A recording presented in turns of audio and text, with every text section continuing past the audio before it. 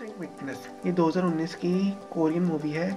इसे आप legal, crime, thrills, थोड़ा बहुत सस्पेंस वाली फिल्म मान सकते हो। पर इसमें जो मेन फोकस है वो एक ऑटिस्टिक किड पर है, क्योंकि वो उस केस की गवाह है। आपको पता है वो ढंग से बोल नहीं पाते क्योंकि हम लोग उनकी बात समझ में नहीं आ पाते।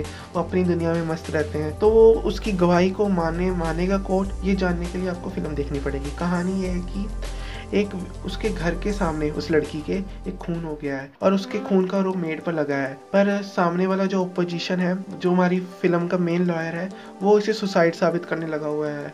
पर अगर लड़की की गवाही मानी जाए तो ये मर्डर है। तो क्या हुआ था उस रात को, ये जानने के लिए आपको फिल्म देखनी पड़ेगी। ओवरऑल इसमें यही दिखाया जाने की कोशिश की गई है कि ऑटिस्टिक किड को कितनी प्रॉब्लम का सामना करना पड़ता है। उनके परिवार वालों को उन्हें स्कूल में बुली होना पड़ता है।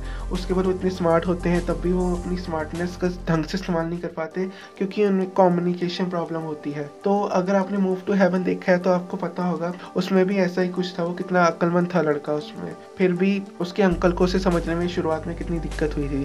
तो ये लॉयर को भी सामने वाले को बहुत दिक्कतों का सामना करना पड़ता है, क्योंकि वो उसकी गवाही लेना चाहता है। पर जो उसका वकील है ना, जो लड़की की तरफ से वकील है जिसने उसकी वो गवाही ली है मर्डर के केस में, वो उसे मिलने नहीं दे रहा होता है। फिर वो बॉन्डिंग बनाने की कोशिश करता है। तो उसे पता चलता है इस लड़की को पजल पसंद है, तो पजल के जरिए वो बॉन्डिंग बनाता है। और फिर वो कैसे करता है वो देखने में बहुत मजा आता है। इसी के दौरान हमारे हीरो लॉयर का भी कैरेक्टर डेवलपमेंट हो रहा होता है। वो शुरू में सिर्फ पैसों की पड़ी होती है उसे, क्योंकि उस पर बहुत उधार है और उसके पिता को पार्किंसन डिजीज है। तो उसे पैसे चाहिए होते हैं, उसकी शादी भी नहीं हुई है।